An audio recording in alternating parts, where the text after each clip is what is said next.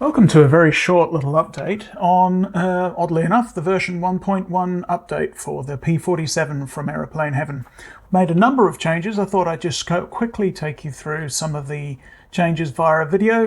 There are a lot more bug changes than we're going to show in the video. So there is a handy bug changes list in the documentation. All of these will also be in the manual.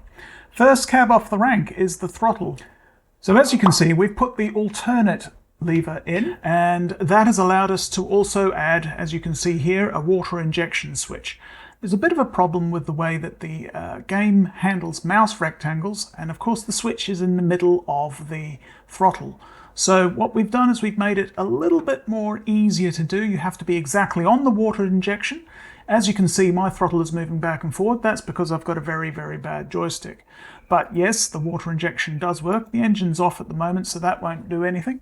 We've actually set it up so that it has the correct amount of water available to you, which means that you'll be using about 2 gallons of water a minute for around 7.5 minutes. So if we have a quick look at the weights area, you'll see that we've added a couple more weights information, should I say. We've added oil and ammo.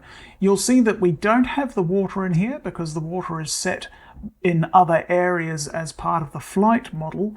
Once it's set in the flight model, it actually works correctly. So unfortunately, we won't allow you to refill the water on the fly.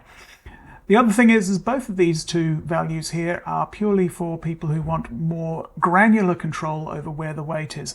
We've disabled the fact that the ammo will not drop as you use your guns. Speaking of guns, we've fixed one of the issues on the guns with regards to our P51. Yes, it was our P51 that was stopping the visibilities from working. Now, I currently have the P51 in the community, and this is the new version, and if I use the rudder key, you'll see that I can indeed see the gun effects outside. I'll just turn that off. Speaking of the outside and the visuals, some of the extras, well, as usual, we like to give out a new livery or two every single update, certainly the big ones, such as this one. That's why it's a V1.1. So those of you who know your camouflage might have already picked up this certain scheme already outside. So we'll just open up the canopy and go out. So as you can see, we've actually got an RAF livery. Someone on our Facebook made a post with regards to, hey, you make mention of the RAF, but you actually haven't got an RAF livery in there. So I'll just quickly show you this. Get everything ready. So yes, this is actually a trainer, 73 operations group, I believe. That's just off the top of my head. I might be wrong. So this is one of the liveries, but of more import is we've actually got a new model completely. So I'll just get that sorted out. So we'll just pause here for now. So yes, we actually have a new model. This one is quite an interesting one for us actually, because literally 20 years ago, almost to the day, we released Thunderbolts, P47 Thunderbolts, for FS 2004, 2002, CFS2 and CFS3, and in that group was a Malcolm hood, and this is what is called a Malcolm hood. Essentially what they did is it's a halfway point between the bubble top and the Razorback, so round the wrong way, Razorback and bubble top. And essentially it's just an additional little bubble over the top. And in this case, K4S was one of the textures. And if I just use the tool for a moment, the other texture that we made was, in fact, Silver Lady.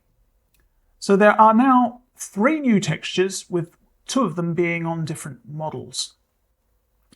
And the only other thing I'd like to point out on this is we've gone with the Silver Lady directly after the D-Day.